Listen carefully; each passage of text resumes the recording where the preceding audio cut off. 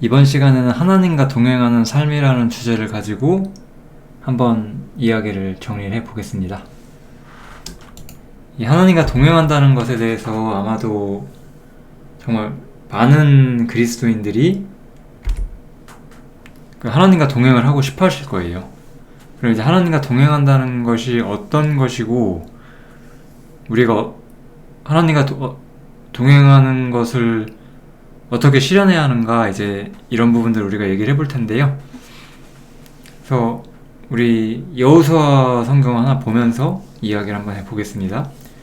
여호수아에 보면은 아마도 사실 여러 그리스도인들이 이 말씀을 다 아실 거예요.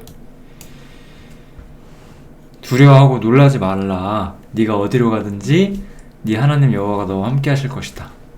그러니까 하나님께서 나와 함께 하시면 나는 어떤 일이든지 용감하고 당당하게 해나갈 수 있잖아요.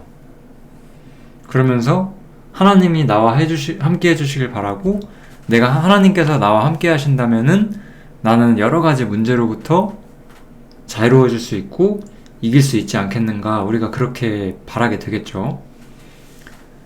그래서 많은 그리스도인들이 아마 하나님과 동행하기를 바라고 하나님과 함께 하시기를 분명히 바랄 텐데, 이것이 정말 실현되는 문제는 좀 우리가 더 깊이 그 하나님에 대해 배워야 하고 묵상을 해야 하는 주제인 거죠. 이 하나님과 함께한다는 이 주제를 우리가 일반적으로는 우리가 하나님의 임재라고 이야기를 해요. 하나님의 임재 가운데 우리가 있는 거다, 이렇게 이야기를 하고요. 이건 하나님께서 자기 백성과 함께 하시는 것들을 여러모로 설명을 하는 거예요. 구약에서 이 말씀은 일반적으로 이스라엘 백성들과 함께 하나님께서 계셨다는 건데, 그때 이제 사실 하나님께서 완전히 함께 하신 게 아니라 성막과 함께 움직이셨고 성막에 하나님이 계셨다라고 보고 있고, 사실상 온전한 교제는 아니었다라고 히브리서에서 해설을 하고 있죠. 또 하나는 이제 임마누엘인데요. 이 임마누엘이라는 단어를 사실 현대의 많은 기독교가 좀 올바로 적용하고 있지 않다고 저는 생각을 하는데요. 임마누엘이라는 단어는 이사야서에서 예언을 하고 있고요. 거기서 예언하는 것은 한 아이가 육신을 입고 이 땅에 온다라는 거예요. 예수님을 말하는 거죠. 예수님께서 이 땅에 오셔서 자기 백성들, 즉 이스라엘 백성들과 함께 하시는 문제를 이야기를 하는 거고, 교회는 이 문제랑 사실 연결이 되어 있지 않습니다. 교회는 사실 임마누엘이 아니고 이 성령님을 통해서 하나님께서 우리 안에 계시고 우리가 그리스도 안에 거하는 거, 이걸 우리가 하나님의 내주라고 하거든요. 그래서 이런 것들이 이제 하나님과 함께 한다는 것을 설명을 하고 있고, 특히 우리들은 이 하나님과 내주하는 거, 하나님께서 우리 안에 계시는 거, 이 문제를 우리가 제일 많이 생각을 해봐야 되겠죠. 우리가 이 문제에 대해서 결론부터 이야기를 한다면은, 하나님과 우리가 함께 한다면 우리는 은혜 아래 있다는 것이 무엇인지, 이 이야기는 사실 은혜 아래 있다는 그것뿐만 아니라 우리가 하나님에 대해서 더 많은 것들을 알고 하나님의 뜻을 분별할 수 있는 사람이 된다라는 말씀이고요. 또 모든 일에서 우리가 넉넉히 이길 수 있다라고 말씀은 우리한테 말해주고 있죠. 로마서 8장에 나오죠. 그러나 이 모든 일에 여러 가지 그 환난과 고난을 바울 사도가 이야기를 하면서 우리를 사랑하시는 이로 말미암아 우리가 넉넉히 이긴다, 이거잖아요. 사실 우리가 어떻게 보면은 사실 이 힘든 세상을 살아가면서 어떻게 우리가 이 험난한 세상을 넉넉히 이기며 살 수 있을까, 그게 아마도 우리 많은 그리스도인들이 고민하는 주제일 거고요. 그러니까 우리가 하나님과 동행하고 싶어하고, 하나님과 동행하면 그게 될 거라고 생각을 하는 거잖아요. 물론 그게 되죠. 그게 되기 위해서 우리는 하나님과 함께 해야 되고, 하나님과 함께 한다는 것은 어떤 것인지가 여러모로 설명을 하고 있죠. 근데 이제 사실 이 이야기를 제가 썼다는 건 이미 답을 이야기를 하는 것인데, 결국 우리가 복음이 온전해져야 되는 거예요. 로마서 8장은 우리가 복음이 온전해지고 하나님에 대한 온전한 계시 속에서 하나님이 정말로 나를 위하신다면 무엇도 우리를 대적할 수 없다. 이 이야기를 하면서 이게 나오기 때문에 결국은 복음이 우리가 하나님과 동행하는 게 무엇인지를 가르쳐줘요. 사람의 행위나 사람의 노력이 아니라. 이 하나님의 임재에 대해서 여러 가지 관점들이 있는데 뭐 가장 일반적으로 올바르다고 할 수 있는 거는 요거겠죠. 하나님과 우리가 인격적으로 교제하는 것이다.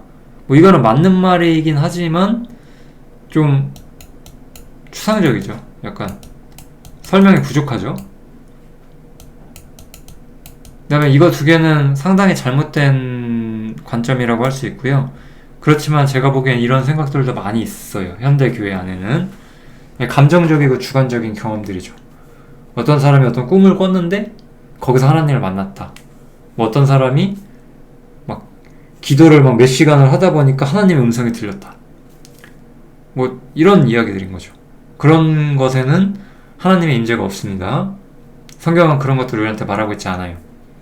그 다음에 이제 또 하나는 어떤 물질적이고 환경적인 거.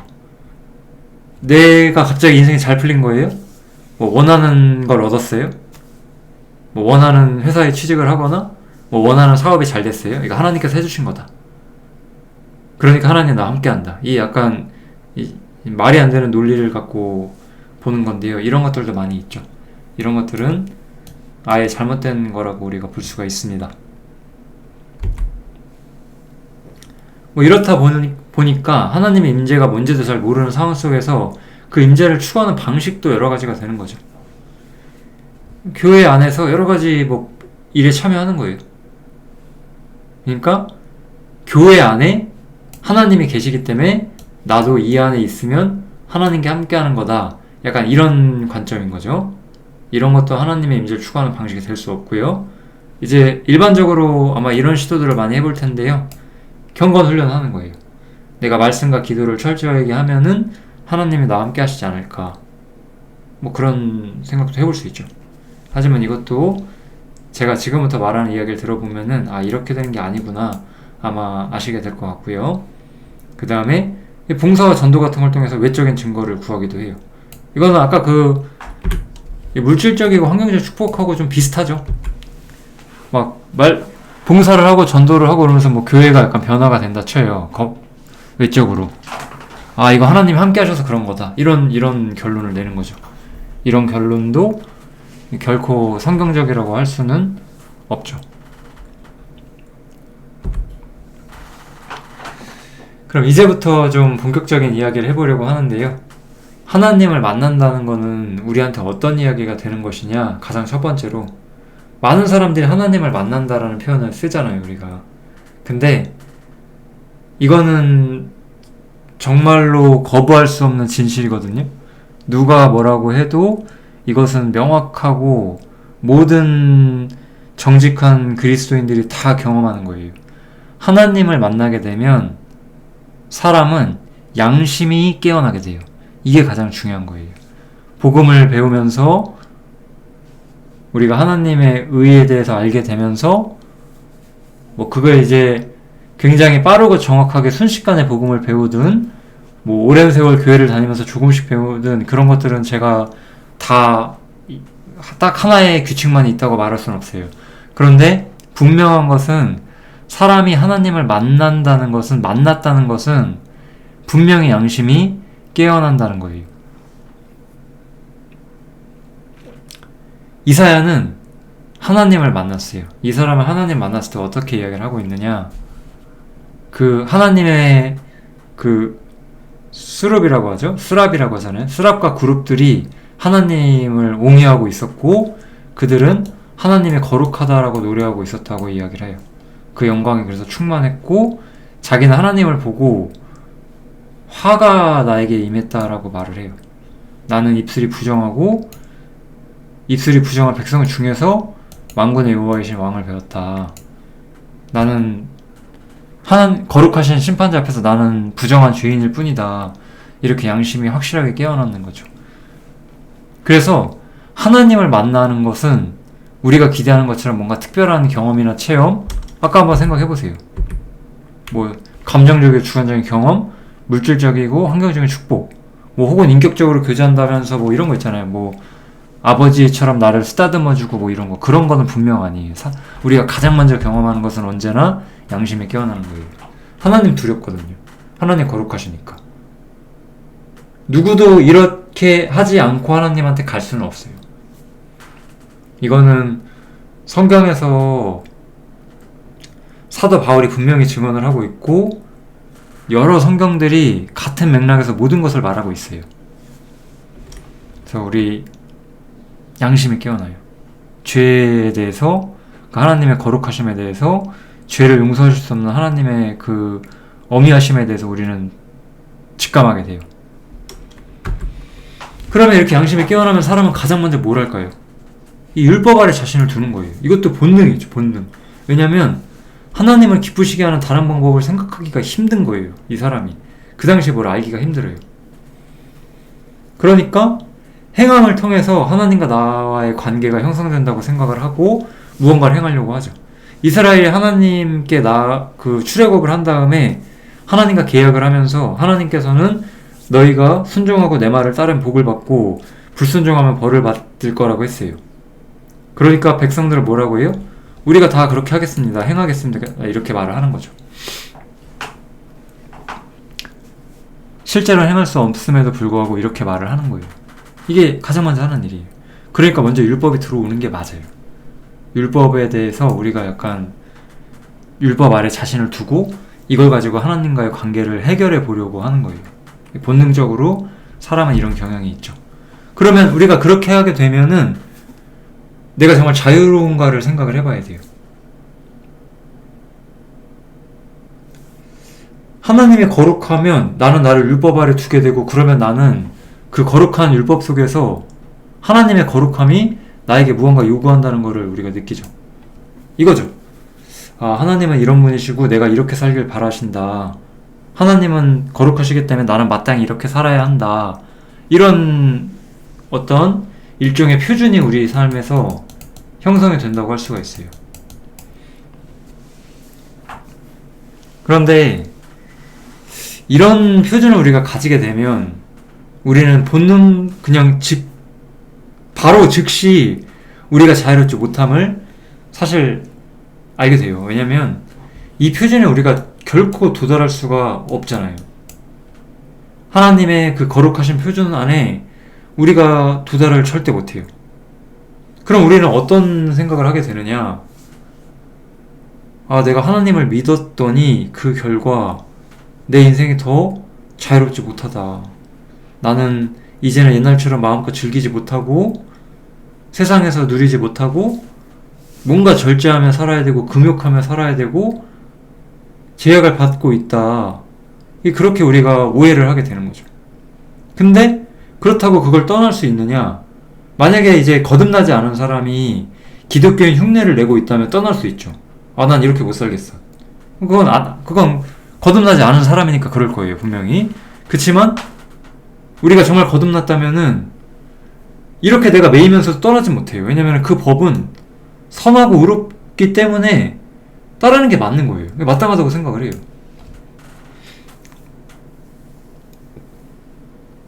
법이란 건 그런 거잖아요. 어떤 점에서 법은 선하고 의롭고 그걸 우리가 지키는 것이 마땅하다고 우리가 생각할 수 있거든요.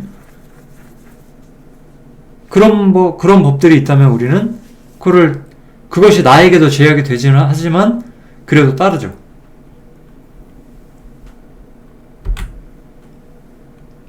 그러면은 이렇게 우리가 자유롭지 못하면 우리가 하나님 말씀 이해하는 게 우리가 이렇게 자유롭지 못하다면은 우리가 하나님과 함께하고 있다고 말할 수가 있을까요?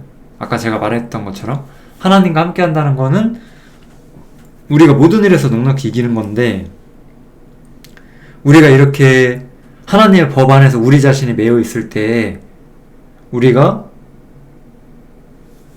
하나님으로 말미암아 넉넉히 이기고 있고 하나님과 함께하고 있다고 우리가 정말 말할 수 있을까요? 그럴 수 없을 거잖아요. 우리는 자유롭지 못하니까요. 이게 바로 우리가 느끼는 경험이고 우리는 이 문제를 해결하면서 하나님의 임재, 하나님이 나와 함께하는 게 뭔지를 이해를 하게 돼요.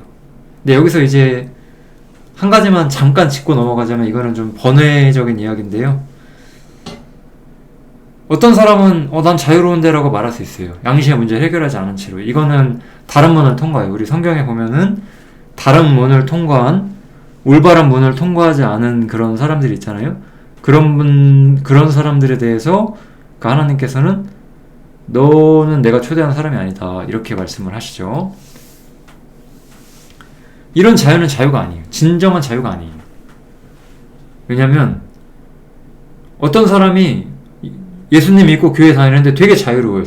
죄에 대한 그런 하나님의 어떤 통제, 거룩함에 대한 압박, 이런 게 전혀 없다 쳐요. 그럼 하나님 거룩함을 인식을 못한 거고요. 그러니까 뭔가 느낌을 경험하려고 하는 거죠. 외적인 축복 기대하죠. 이런 것들은 양심적으로 해결한 게 아니죠. 왜냐면 아까도 제가 말했던 것처럼 이 바울이 말하는 자유는 언제나 죄로부터 자유예요. 우리가 죄로부터 자유해지지 못한다면은 우리는 하나님과 동행할 수 없거든요.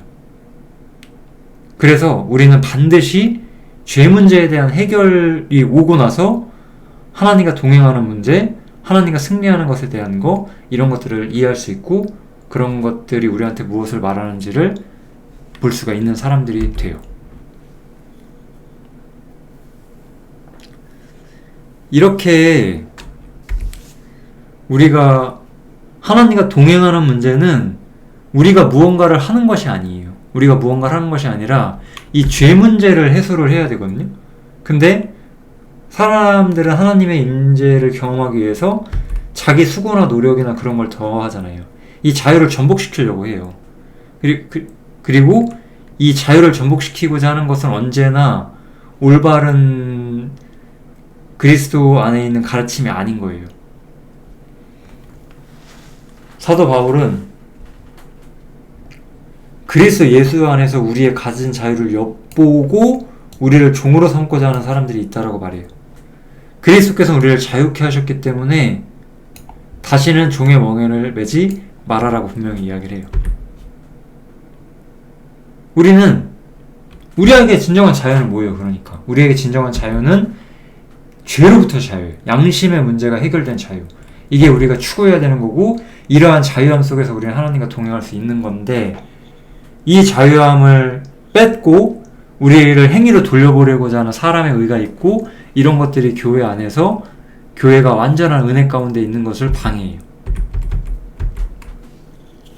그들은 육신의 모양을 자랑하려고 하고, 육신의 모양을 자랑함으로써 즉 자신들의 어떤 교회 형태, 시스템, 사람, 그리고 어떤 봉사나 섬김의 모양 같은 그런 자기 수고, 자기의 이런 것들을 자랑하면서 실상은 죄로부터 자유롭지 않다는 것을 가리고 있게 되는 거죠.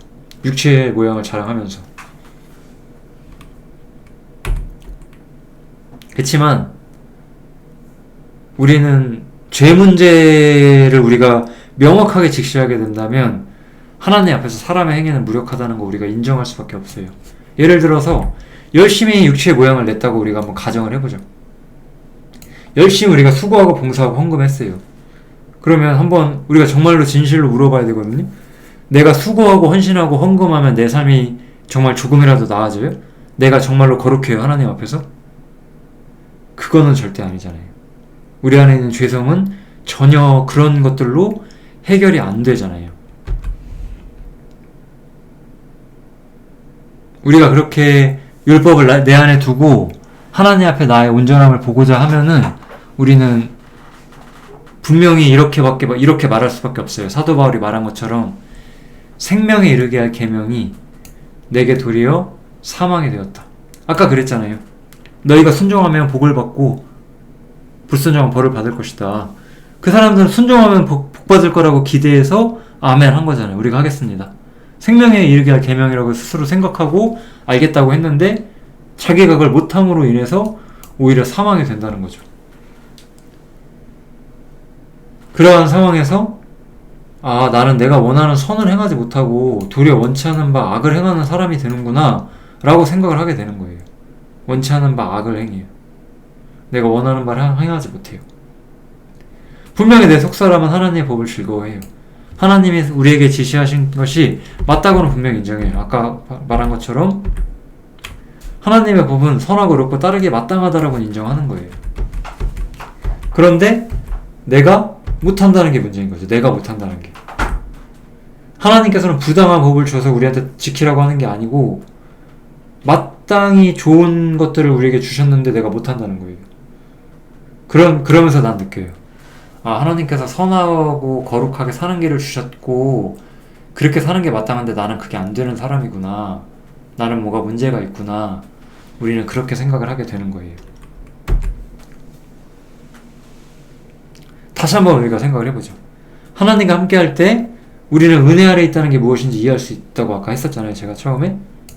근데 이건 뭐죠? 우리가 여기서 말하는 거는 무력함을 인식하는 거잖아요. 그럼 이렇게 무력함을 인식하는 것이 우리가 은혜 안에 있음을 이해하는 걸까요? 그건 아니겠죠? 근데 이거는 양심이, 아까 제가 양심이 깨어난다고 했잖아요. 양심이 내 모습을 내가 스스로 생각하기 때문에 생기는 문제인 거예요.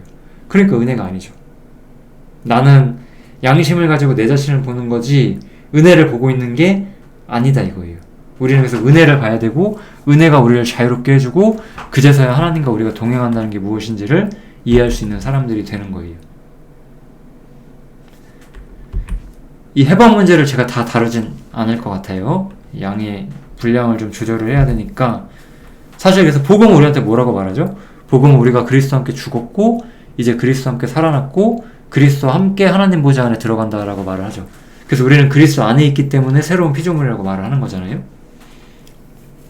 그래서 우리는 주님과 함께 하나님의 보좌 앞으로 당당히 나아가요. 이 하나님의 보좌 앞으로 당당히 나아간다는 거는 뭐냐면 하나님의 보좌는 어떤 곳이죠? 아까 말했던 것처럼 거룩한 곳이잖아요. 우리가 여기 가려면 우리는 죄 문제가 반드시 해소가 되었다라는 거예요. 복음은 십자가는 우리의 죄 문제를 완벽하게 해소하고 우리가 과거, 현재, 미래에 지을 죄뿐만 아니고 우리의 죄성조차 완전히 해소할 수 있는 십자가의 능력이 복음 속에서 보였어요. 그래서 우리는 더 이상 죄에 대한 어떠한 문제가 하나님 앞에 남아있지 않고 그러니까 우리는 하나님의 보좌 앞으로 당당히 나아갈 수 있는 거예요. 그것에서 우리는 여러모로 말할 수 있어요. 우리가 담대함과 당당히 나아감을 얻는다. 하나님 앞에 단번에 성소에 우리가 들어간다. 주님이 들어가고 우리가 함께 들어간다고 볼 수 있겠죠. 그 다음에 우리가 거룩함을 얻었다.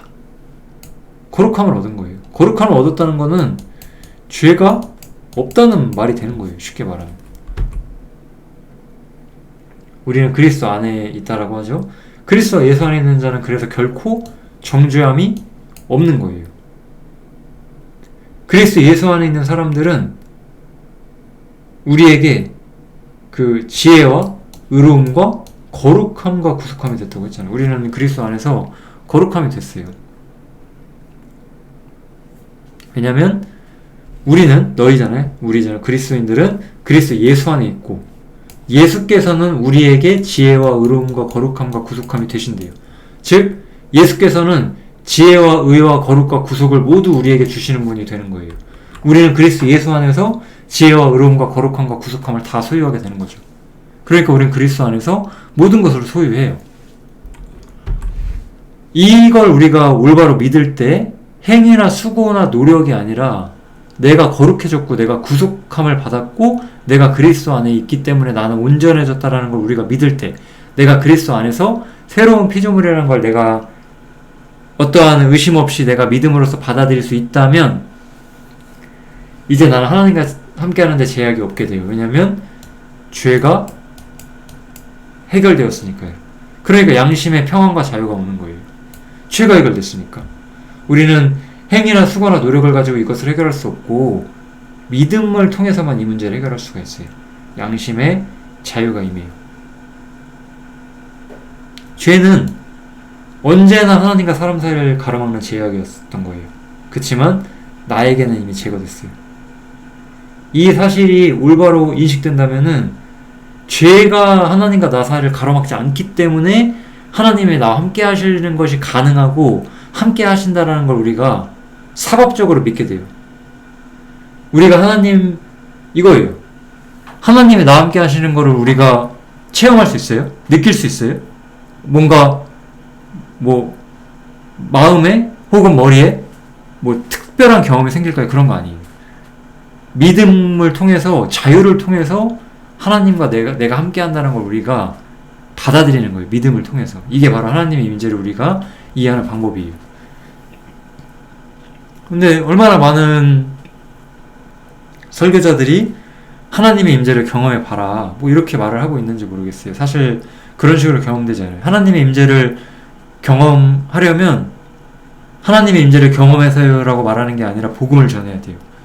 그 사람에게 끈질기게 복음을 전하고 모든 죄 문제가 해결되는 것을 전달을 해줘야 돼요. 물론 그것이 사람의 입으로 되는 건 아닐지라도요. 이렇게 우리가 자유를 가지게 되면은 우리가 하나님과 동행을 할 수가 있어요. 아까 여호수아에서 우리가 본 것처럼 하나님이 너와 함께 하신다. 이 진정한 자유는 내가 죄가 해결되었고 나는 죄로 인해서 자유롭지 못했고 죄로 인해 매여 있었어요. 나는 마땅히 선한 것을 하고 옳은 것을 하는 게 맞다라고 생각을 분명히 하고 있어요. 그치만 그렇게 못했기 때문에 난 자유롭지 못했던 거예요. 그치만 복음은 나에게 자유를 가져다 줘요. 그러한 의무가 아니라 하나님께서 은혜로서 나를 이미 하나님의 보좌와 하나님의 임재 앞에 합당한 존재로 이미 만들어 놓으셨다는 걸 우리가 보는 거고 우리는 거기서 자유를 얻게 돼요. 사람의 행위, 수고, 열심에서 오는 게 아닌 거죠. 복음과 은혜, 믿음을 통해서 그것이 왔죠. 그렇게 우리가 받아들일 때 우리는 진정한 자유를 경험하게 되고 하나님과 동행하는 게 무엇인지 이해하게 돼요. 왜냐하면 하나님은 나와 함께하지 않을 수 없는 거예요. 제가 믿기로는. 왜냐하면 나는 모든 죄 문제가 해결됐으니까요. 그러니까 나는 그 말씀에 의지해서 내가 부주의하지 않으면 이 동행하는 감각 속에서 그것을 누리면서 힘을 가지며 살 수는 있어요. 물론 오늘은 이 문제를 더하지 않겠지만 우리가 부주의하다면 방탕한 삶을 산다면 우리가 말씀에 입각하지 않은 삶을 살고 우리가 새 속에 빠진다면 물론 이러한 모든 말씀들이 힘을 발휘하지 못할 거예요. 왜냐하면 그것은 말씀을 그 기초로 사는 삶이 아니게 되니까 이 성경에서 우리에게 주는 것들은 말씀을 토대로 오는 거기 때문에 우리가 말씀과 거리가 먼 삶을 산다면 이 말씀이 우리에게 주는 확신들은 우리에게서 희미해지는 게 당연한 거잖아요. 그래서 그런 점에서 이런 것들이 우리의 어떤 부주의함, 연약함, 우리의 게으름 같은 것 때문에 온전히 성취되지 않을 수 있지만 그거는 하나님의 임재를 우리가 경험하지 못하는 건 아니에요. 다만 내가 하나님의 임재를 누리지 않고 살 뿐인 거죠. 그렇지만 하나님의 임재를 근본적으로 이해하는 문제는 복음에서 오는 거예요. 다만 우리는 더 이 임재 가운데 살 수 있도록 말씀 속에서 하나님의 뜻 속에서 하나님과 동행하고 하나님의 뜻을 내 삶 속에서 이루어지길 바라면서 살아가는 사람들이 되어야 되겠죠. 새 속에 빠지고 세상에 빠져서 하나님이 주시는 복들이 아니라 롯처럼 세상에 있는 것들을 추구함으로써 이 하나님이 주시는 이 엄청난 진리 이런 것들을 못 누리고 살면 안 되잖아요. 우리는 때로는 이런 질문을 하기도 해요. 자유가 뭐냐? 내가 내 뜻대로 하는 게 자유지 않냐? 근데 내가 하나님을 믿으면 내 뜻대로 못하지 않냐? 그거는 인간의 생각인 거예요. 사도 바울에게 그리고 저에게 그리고 아마 여러 그리스도인들 진실한 마음으로 주님을 못 쫓고 있는 여러 그리스도인들에게 자유는 뭐죠? 세상에게 끌려가지 않는 자유죠. 내가 하나님을 당당히 섬길 수 있는 자유. 그게 정말 우리의 자유인 거거든요.